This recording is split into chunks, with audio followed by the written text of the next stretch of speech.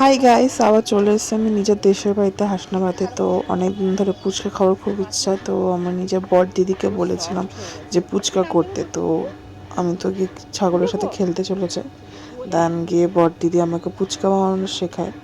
ওরা ওরকমভাবেই দেশের বাড়িতে এইভাবে ফুচকা বানান।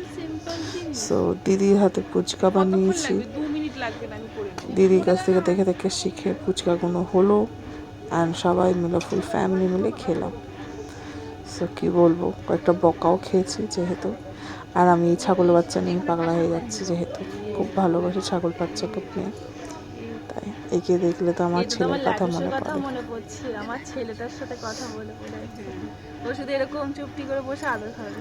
যেহেতু গেছিলাম হাসনাবাদে দিদার কাজ করতে, 1 বছরের বার্ষরিক।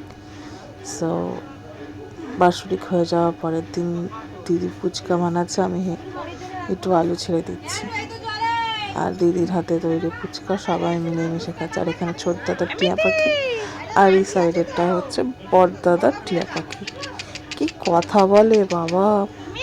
সেই দেখো দেখো, আর কিছু ক্লিপ আছে না, কোনো আমার কাছে আসেনি। আমি পারলে দেখাবো ওদের ভয়েস, ওদের হাসি, ওদের কিউটনেস বলে বোঝানো যায় না।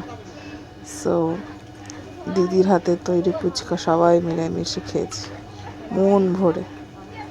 আবার নতুন ব্লগে দেখাবো, বাই।